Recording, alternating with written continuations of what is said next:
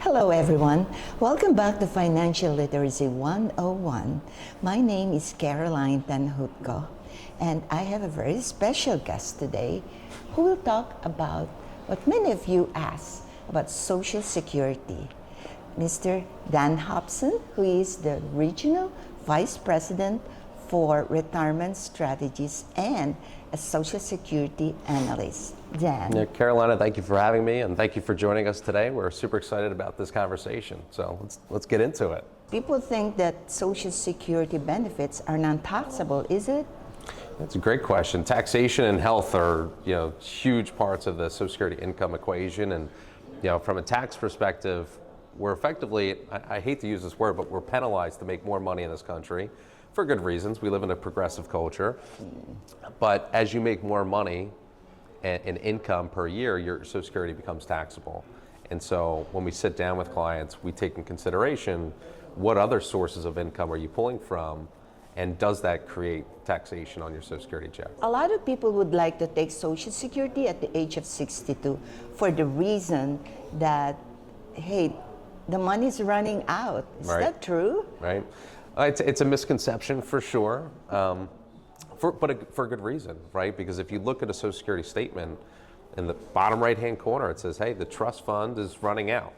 And by 2033, maybe it's 2034. Yeah, I saw your that. Payments could I be, saw that. They could be cut. So it's a good reason, it's a good question that we get commonly. Having said that, right, let's take in consideration that there's many adjustments that the government could make to Social Security to keep this trust fund around. Pushing out the age, increasing the earnings limit, increasing the taxation of Social Security. And so I think it is very, very doable to make sure that this trust fund does not run out anytime in the near future. Now, we should also expect changes to Social Security at some point to make sure that this lasts. It also depends on the law. Right. But all right, I retire, let's say at 60, early retirement, then I'm going to wait at 62.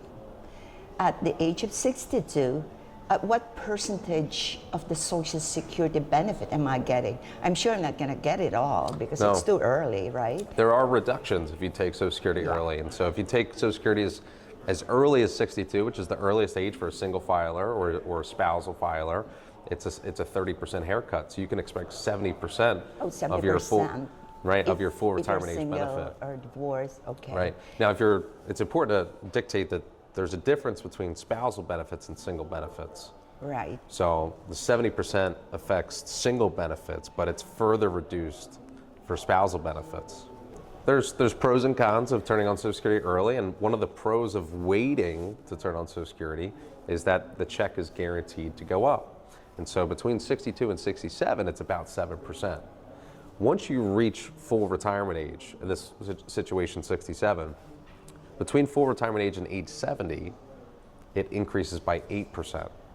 Oh, so from 62 to 67, it increases by approximately 7%. Right.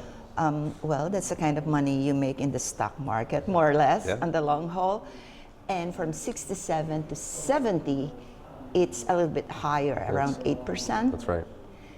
So if I defer to 70, of course, we're going to talk about how much money you have, right?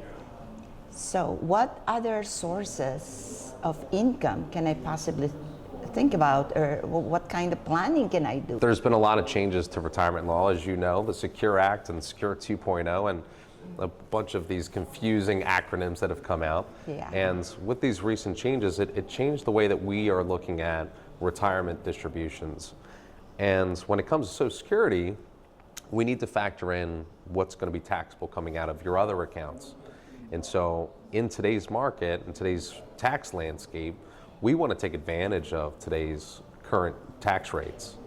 And what that could mean for you as an investor is withdrawing from taxable accounts first. First, take money from the taxable account, like IRA. IRAs, your 401ks, if you're, 403Bs. 457s, you name it, right. I always also tell my client leave the non-taxable behind or the tax-free, like the Roth? Roth IRAs have unbelievable benefits under the Secure Act and Secure 2.0, where if I have a Roth IRA and I unfortunately tragically pass away and my children inherit that Roth account, well, what my children can do is not only do they inherit that money tax-free, but they can leave it alone for 10 more years, growing tax-free. If you have the Roth IRA, that's the asset that you want to leave behind for your children or maybe even your grandchildren, because it's possible they're going to earn more than you and their tax bracket would be much higher in the future. Well, correct? especially if they live in New York City or somewhere that we live, right? Because tax rates are crazy.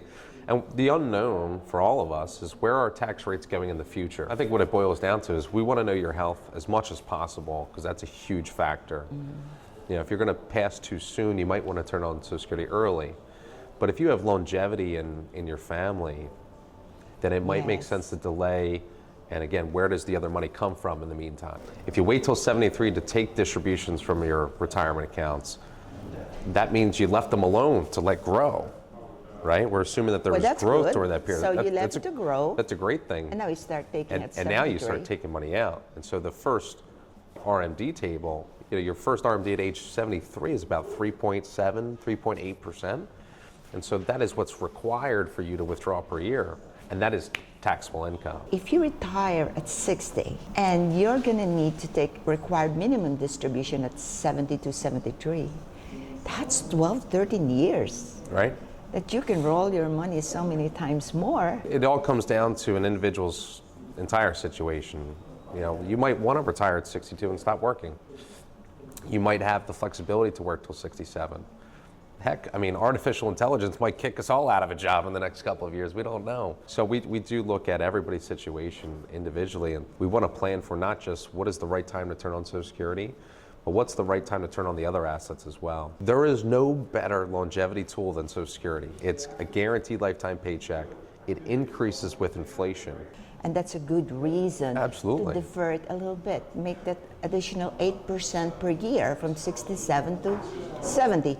And by the way, at 70 it stops, right? So you There's just no take point. it. There's no point to delay beyond 70. You're just losing money. Just take it out of the just system. take it at 70. JP Morgan put out a chart that said if you're married in this country and you're 65 years old and you're healthy, right? You're not smoking 2 packs of cigarettes a day, but you're healthy.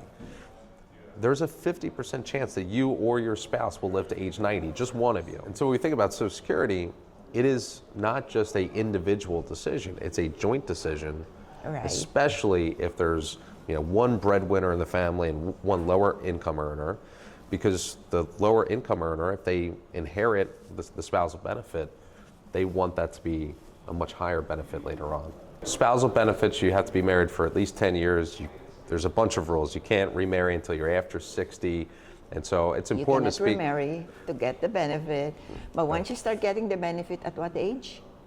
So survivor benefits can start as early as age 60. 60. Oh, Right. that's early. Compared to spousal benefits, start at 62, which is normal for everybody. Yes. But there is a huge advantage for survivor benefits in that there's more flexibility, where you could actually turn on your survivor benefit at age 60 and delay your own personal benefit to age 70. And So you see, that is very important right there. So at the age of 60, that is the point where you can start collecting survivor. It's called survivor benefit, which means that when you start collecting at 60, now you don't have to rush and take your own Social Security. Right. Right?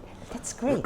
Now you can afford to wait like until 67 or maybe until 70 and let it grow. So there are survivor benefits for children under a certain age. So depending Below on 16? right, under 16 years Yeah. old, right, then you can still receive survivor benefits, and it's up to a family maximum. So that's where we start to get involved with Social Security and make sure that we're all on the same page of what is being collected and is it the full amount, because we want the family to get the full amount. But it is that's a more complicated and Yes, yes. So for more questions than that, you can just shoot a question to Dan. I'm going to send it to Dan. Well, thank you so much, Dan Hobson. My name is Caroline, and thank you for joining us until the next edition. Dan?